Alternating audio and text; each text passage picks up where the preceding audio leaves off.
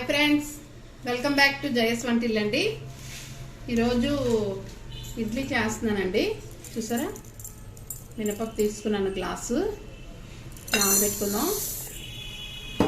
ఇదే గ్లాస్తో 3 గ్లాసులు ఇడ్లీ రవ్వ తీసుకున్నానండి. ఇది నానబెట్టుకోవాలి. మనం పప్పు ఎప్పుడైతే నానబెట్టామో అప్పుడే నానబెట్టుకోవాలండి. అదిని నూక్కడన 1 స్పూన్ మెంతులు వేస్తున్నామండి, బాగుంటుంది.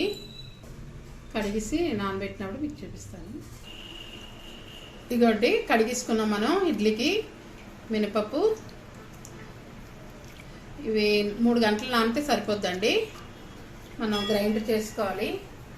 డబుల్ వేసాం వాటర్, చూసారా, 2 ఇంతలు వాటర్ వేసి నానబెట్టాను. 4 సార్లు కడిగానండి పప్పు.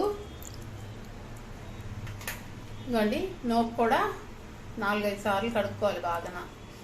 కడిగిసి నానబెట్టానండి. నోకు కూడా 4 సార్లు. ఇడ్లీ రవ్వ, అదే ఇప్పుడు నోకు అంటారు కదా, అది నానబెట్టాను.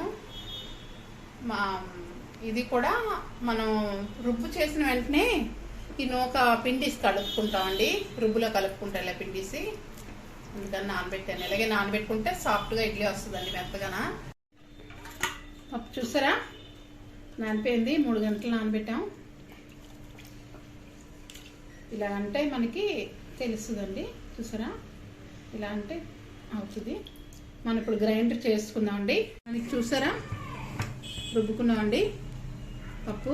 గ్లాస్ పప్పు ఇలా వచ్చింది మనకి. ఇలాగే రుబ్బుకోవాలండి, మరి మెత్తగా రుబ్బకూడదు, సాగినట్టు వస్తుంది ఇడ్లీ. ఇలాగ మనం చిన్న దుండగా పలుకు రుబ్బుకోవాలి. నోక కడిగిస్తామండి. ఇలా క్లాత్ కట్టేసి ఉంచేస్తే వాటర్ అంతా వెళ్ళిపోద్దండి. ఇలా ఉంచాలి, క్లాత్ కట్టేసి ఇలా ఉంచితే వాటర్ అంతా మనకి పోతుంది. కాసేపు తీసుకుంటే ఇలా వస్తుంది. నేను పిండలేదండి, క్లాత్ కట్టేసి ఉంచేసాను. నూకేస్తున్నానండి రుబ్బులో. మనం నూక కలిపిస్తామండి. ఇంకో 2 స్పూన్లు సాల్ట్ వేస్తున్నానండి. కలిపిసుకుందాం. 3 గంటల తర్వాత ఇడ్లీ పెట్టించుకోవడమేనండి. పులుస్తుంది కొద్దిగా. 3-4 గంటలు పర్లేదు, పులుస్తుంది. అప్పుడు మనం ఇడ్లీ పెట్టించుకోవడమే.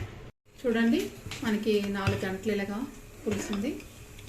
చూసారా, ఇలా అయ్యాక మళ్ళీ బాగా కలపాలండి. బాగా కలుపుకొని మనం ఇడ్లీ పాత్ర పెట్టానండి. 1 గ్లాస్ వాటర్ వేసాను.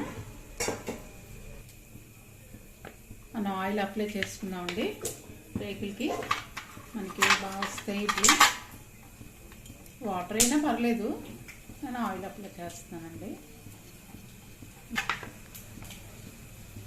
ఒక్కొక్క చుక్క వేసుకొని ఇలా అప్లై చేసుకోవడమేనండి.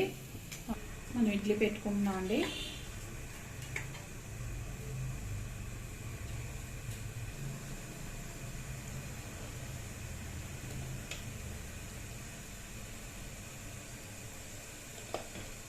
ఇలా పెట్టేసుకోవాలండి.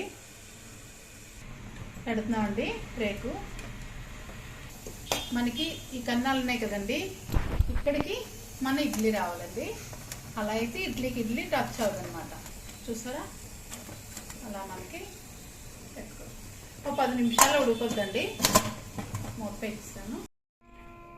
ఇడ్లీ చూద్దామండి.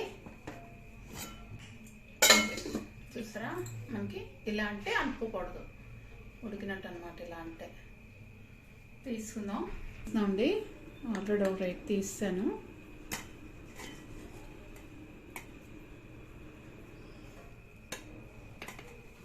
చూసారా, మనకి ఎంత బాగా వచ్చాయో స్పాంజిల్లాగా ఇడ్లీ. చూసారండి, ఎండుమిర్చి వేసి కొబ్బరి చట్నీ చేశానండి. మన కందిపొడి మన వీడియోలో చేసాం కదా ఫస్ట్, అది పెట్టాను. చూసారా, ఇడ్లీ రెడీ అండి. ఎంతో స్పాంజిలాగా ఉంటాయి. చూసారా, ఇలా ఇలా మెత్తగా ఉన్నాయి మన ఇడ్లీ. నచ్చితే కనుక లైక్ చేయండి, షేర్ చేయండి, సబ్స్క్రైబ్ చేయండి, కామెంట్స్ పెట్టండి ఎలా ఉందో. బాయ్ ఫ్రెండ్స్, నెక్స్ట్ వీడియో కలుద్దామండి.